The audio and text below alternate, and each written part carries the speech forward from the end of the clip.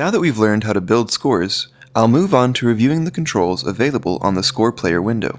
The Score Player can be accessed from the Scores menu on the menu bar, or by clicking the Score Player button on the system board.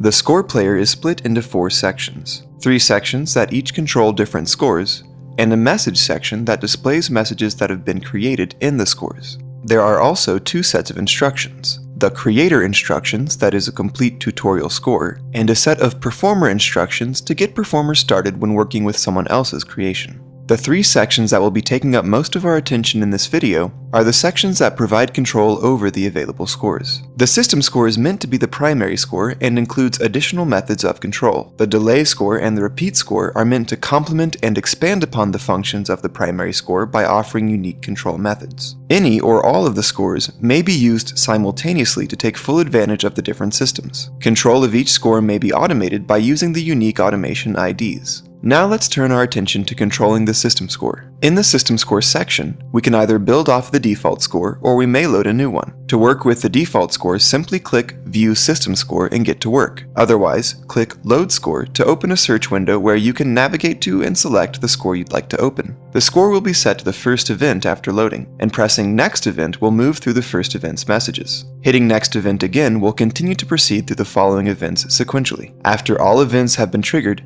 hitting Next Event will fail to trigger anything at all. To return to a previous event or to skip ahead to a future event, select the desired event number in the Skip to Event section. This will set the selected event to begin the next time that the Next Event button is pressed. The system score provides the additional option to trigger events via predetermined controller values or pitch values.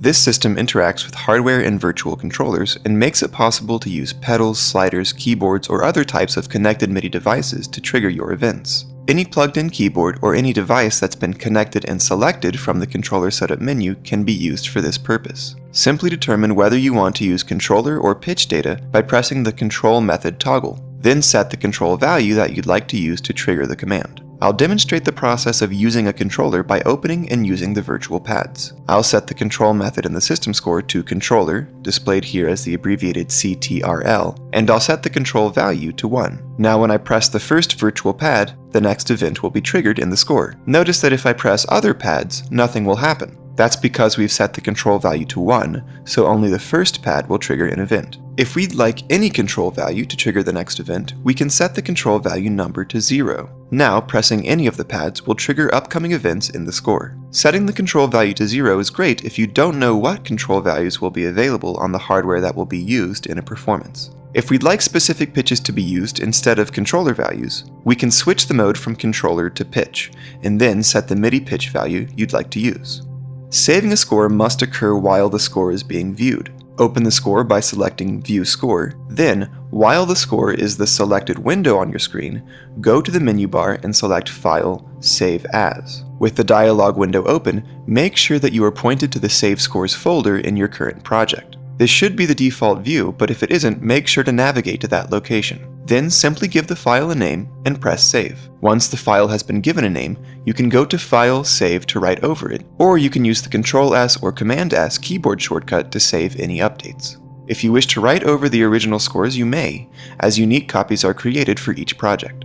Now let's turn our attention to the secondary scores. The delay and repeat machines function almost identically to the primary score, with small but powerful differences in how they are controlled. Delay and repeat scores should be built identically to the system score, and everything that was covered in the score building tutorial is applicable to these scores as well. The delay machine includes one additional parameter, an option to set the event start delay time. When events are triggered in the delay machine, they do not begin automatically. Instead, a pre-designated amount of time must first pass, as determined by this delay time value. To demonstrate, I'll first set the delay time to 5 seconds. Note that, unlike many time-based parameters across the system, this value is measured in seconds instead of milliseconds. You can still delay values by milliseconds, but they must be determined as a value smaller than 1. For example, if I want to delay a message by 5,250 milliseconds, I must set the delay time to 5.25 seconds. Now when I press the Next Event button in the delay section, the next event will begin 5.25 seconds after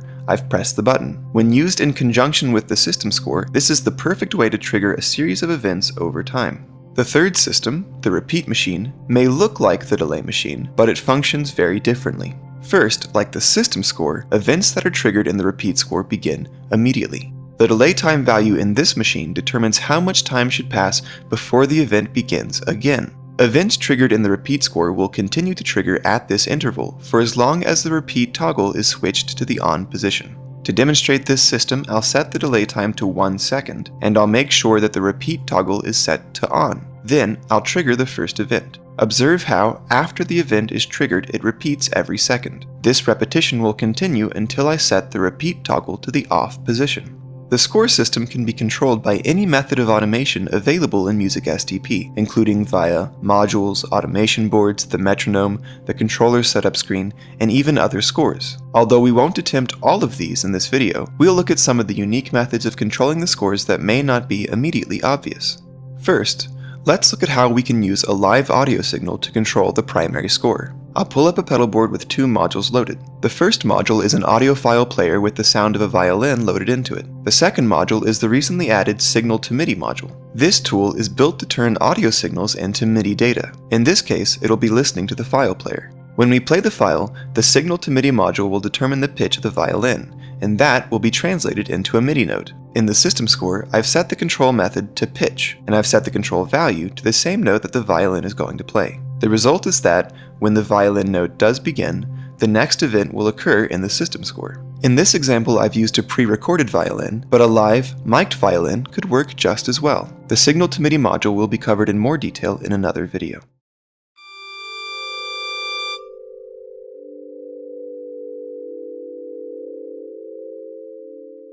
Now, let's trigger an event by using its automation ID in conjunction with the metronome. We'll use the metronome to trigger the next event in the system score on the second beat of measure 2. In order to access the system score, we need its automation ID. Looking at the score player window, we can find the ID in the system score box. I'll type msdp_score into the destination module space. Then I'll choose parameter 1 and set the mode to 1 off. Since this is a button, any value will trigger it, so I'll set the starting value and the ending value to the same number. This will make sure that only one trigger occurs on the next event button. Now, I'll just start the metronome, and we can observe that on the second beat of the second measure, the next event is triggered in the system score.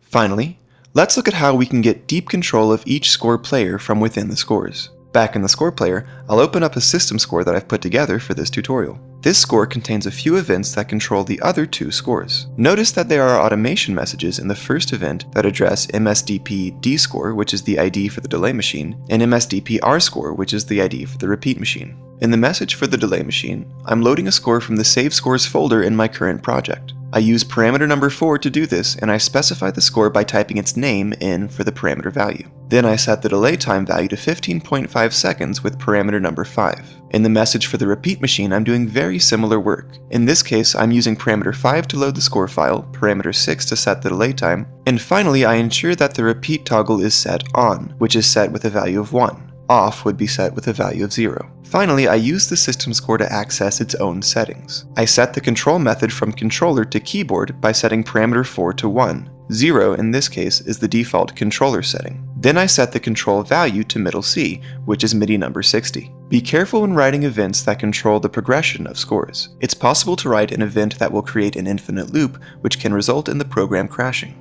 Now, upon triggering this first event, the secondary scores are loaded and the machines are set. In event number 2, I trigger the first event in the repeat machine by sending the message GO to parameter 1. In Music SDP, buttons are triggered by any message, so you can type anything in as a parameter value here, anything besides a comma or a semicolon, and it will trigger the first event in the repeat machine. I do the same thing in the delay machine. Finally, I send a message to the system score to change the score's control value from middle C to the D above it by setting the control value to MIDI number 62. When I trigger this event, the repeat machine event begins, and in a few seconds, the delay machine event will begin.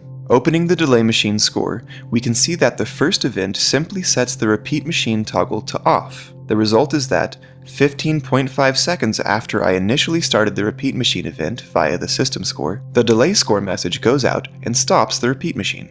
To wrap up this video, I'll navigate back to the system board to demonstrate one last but important feature. Once you've written and saved the scores that you want to use into your project folder, default scores may be selected to be loaded into the project upon launch. Defaults can be set in the Project Settings tab, in the section under the Scores heading. By simply typing in the name of the score and hitting Enter, new default files will be set to load when the project opens. If I type in score_demo.txt, which is the name of the file that I created earlier in this video, then the score demo file will be loaded into the score player's system score next time I open the project. Between this video and the last, I've covered all of the main features and systems of the score player and the 3 interconnected scores. There are a few topics that could still be covered, like how to control different system board windows through the scores, and how to make scores without opening up the program. These concepts will be explored in a future tutorial video, but for now, you should have all the information you need to really get full control over your music STP projects using scores. This system may feel overwhelming to work with at first,